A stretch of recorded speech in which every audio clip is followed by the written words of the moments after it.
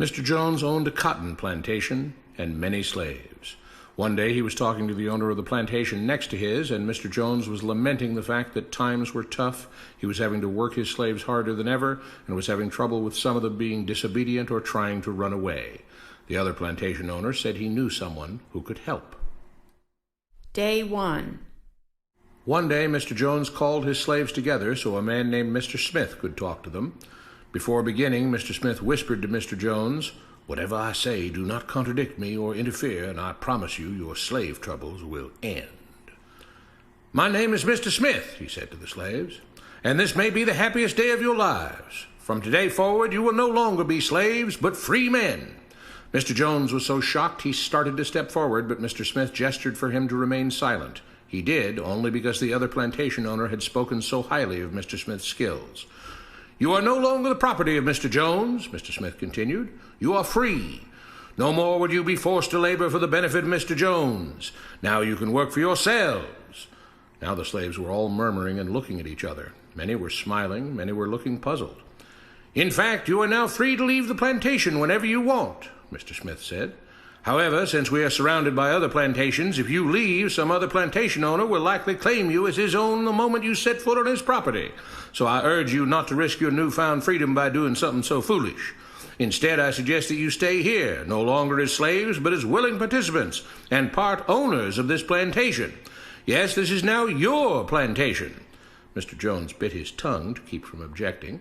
"For now, we might as well leave Mr. Jones in charge," said Mr. Smith, "since he is the only one with any experience at running a plantation, which is quite a complicated thing to manage. But he will no longer be your master, but just another worker on the plantation. In fact, he will now be using his organizational and management skills to serve you. Whatever problems you may have had with him before, you are now all equals, and you need each other to make this work. If we all cooperate and work together, we can all reap the benefits together.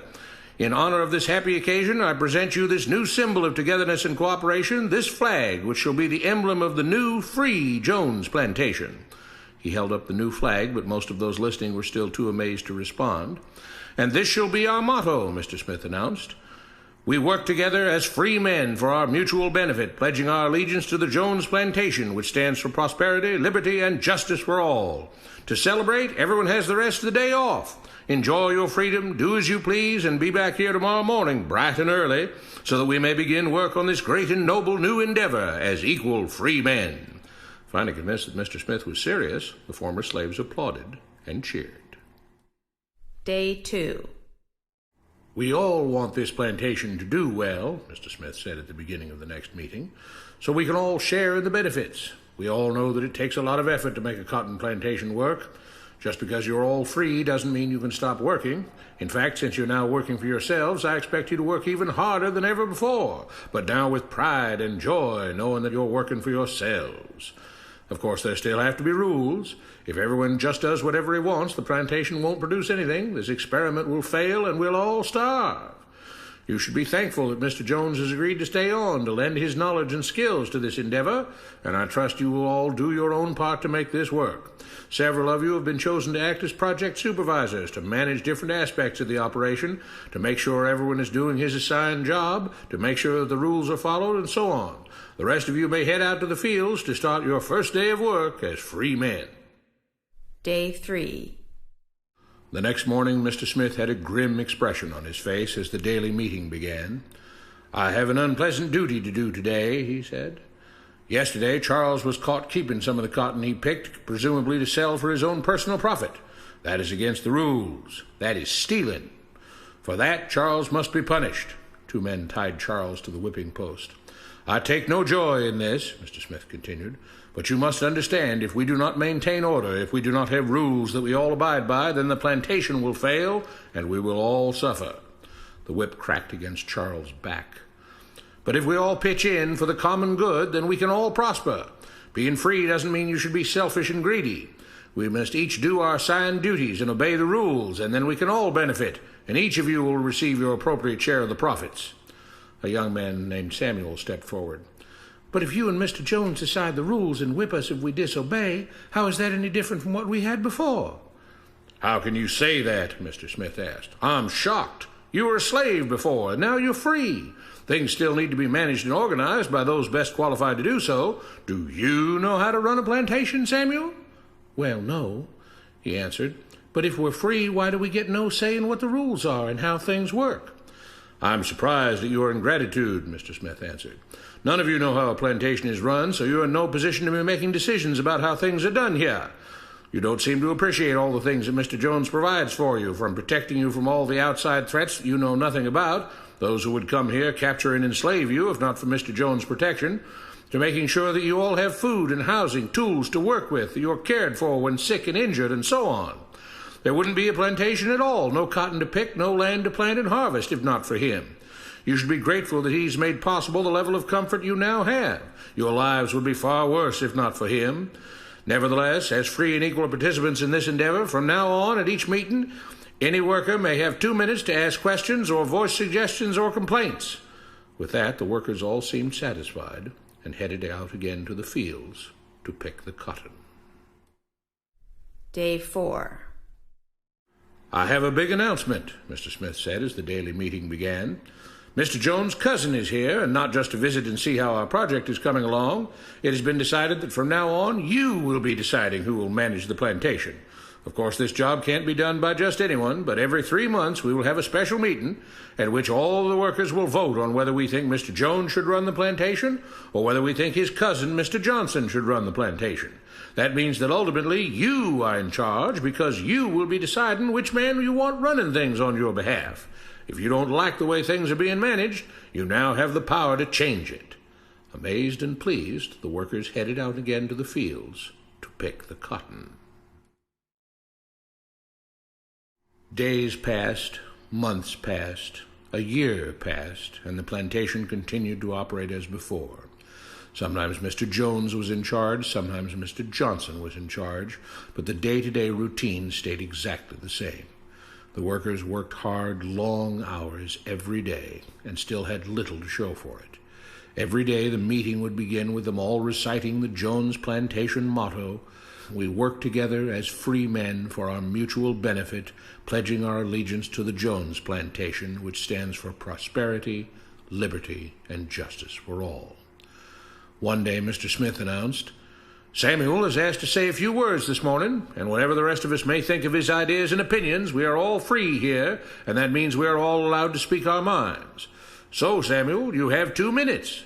Begin." Samuel stepped forward, looking scared. "I was excited when all this started," he began, glancing nervously at Mr. Smith and Mr. Jones. "But don't you all see what's happened here? Nothing has changed. We're all still slaves." There were grumbles of disagreement from the crowd. "They tell us what to do and whip us if we don't.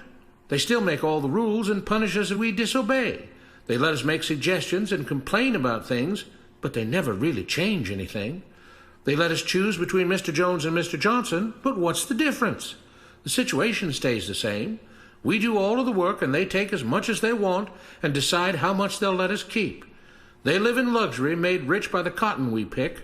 We do all the work and have to build our own huts, grow our own food, and take care of ourselves. They leave us just enough that we don't revolt or run away. This is not freedom. We're all still slaves. They've only changed the words they use, but nothing else has changed. They say we're all free and equal, but we're not. They command and we obey. That's not freedom. That's not equality. They say we're free to leave, but all that means is that we're free to be someone else's slave. Why should we work or obey the rules? We didn't agree to this. They made the system. They forced it on us. They control and rob us and call it freedom. They've deceived you into thinking that being able to choose which slave master you'll work for is the same as being free. It's not. Open your eyes. If you keep what you produce, they call it stealing. When they take what you produce, they call it sharing and fair distribution. Can't you see that this is all? Your time is up, Samuel, Mr. Smith announced calmly. At his gesture, 2 supervisors grabbed Samuel by the arms and led him to the whipping post. "I'm sorry, Samuel, but you've broken the rules. There are rules against encouraging others not to work and encouraging others to break the rules. You're only hurting all of us with your discontentment and your complaining and your disobedience." The whip fell and Samuel let out a grunt. "Without rules, without order, all would be lost. Without law, there would be chaos. We can't just behave as wild animals, each doing whatever he pleases.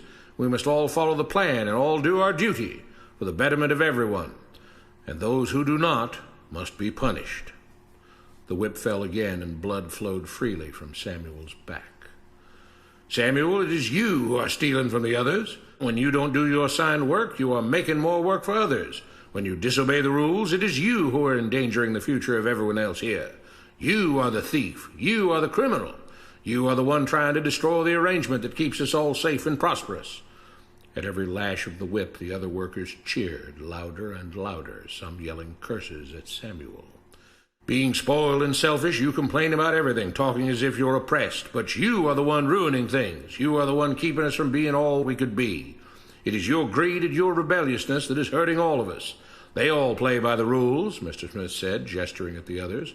What makes you think that you don't have to? You think you're above the law? There were loud yells of agreement as the whip fell again. We must maintain order, Mr. Smith proclaimed. To make this plantation great, to make it so that we can all be happy and prosperous.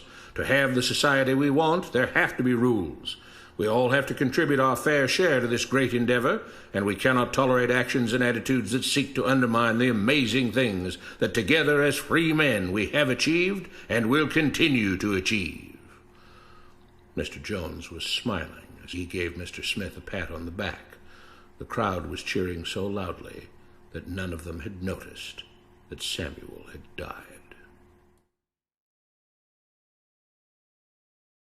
What you have been taught about government and politics is no more accurate or reasonable than what Mr. Smith taught the slaves.